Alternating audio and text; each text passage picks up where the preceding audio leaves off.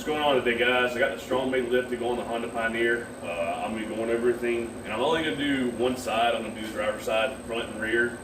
There's no really point of doing both sides. You can see how it goes on. I'm going to go ahead and do some measurements before I start. Show you that, show you what comes in the box.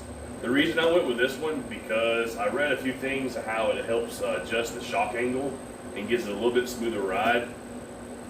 I know reading's bad for you sometimes when you go through forums and just read, but I read some stuff on the high lifter, how they had some problems with some cracking brackets and stuff like that, so I couldn't really find a whole lot about this. And my Foreman 500, I have pretty much the same thing. It's like a little block extension.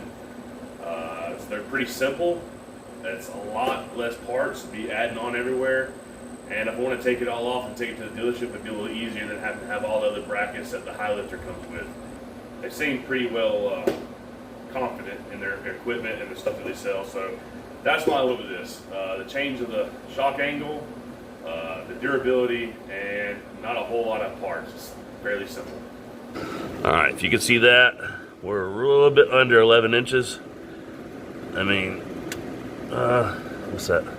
7/8, 7/8, 11 inches right there at it. And I went riding yesterday, so I come in, parked it, so nothing's changed. The suspension's sagging how it should. I mean, it's right there at 10 3/4. I'd say that's pretty close. So it's a 1/4 inch lower in the rear. All right, picking back up, like I said, the bolt goes through this. This one goes on the inside, which is gonna require a little bit of finagling. It's all that's tight right there too. I guess it's a coating on it that makes it a little more tight, like so. That goes in there.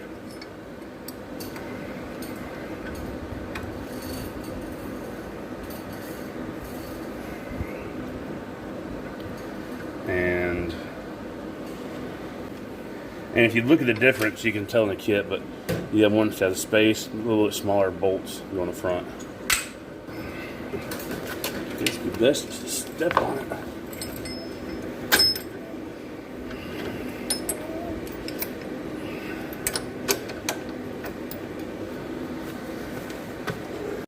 Alright, so when I install these washers, I actually put them on the outside, and that's wrong.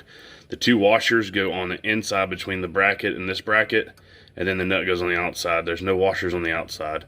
So I just jacked it up, loosened it up, and I can pull it out. I'm going to put it all together like that. Make sure you do that. Because the back ones didn't say add washers. 10mm nut on the back side of that bracket. I'll tighten that up. You can't really see, sorry. It's right there. Tighten that up a little bit. This one's way easier. I mean, you just saw that. 5 minutes, 10 minutes max, playing around with it. The rear is really aggravating, so now it's just to tighten everything up and kind of make sure everything's not getting pinched or bound. And that's the front. So I already did the other one, and I had a whole lot of trouble, so I'm gonna go over it with this one. So you're gonna use these brackets that states, I think it's 137 and it's in the directions, but it's better off if you go on the website. They have color directions, look at it. But this one goes on the inside, and you put this 10mm bolt with a washer on the other side right there. It's best off, I'm gonna go ahead and tighten this up, because it says wait for the hardware, but in my other, when I did it over there, I had to take it actually back apart to get so I could tighten this up.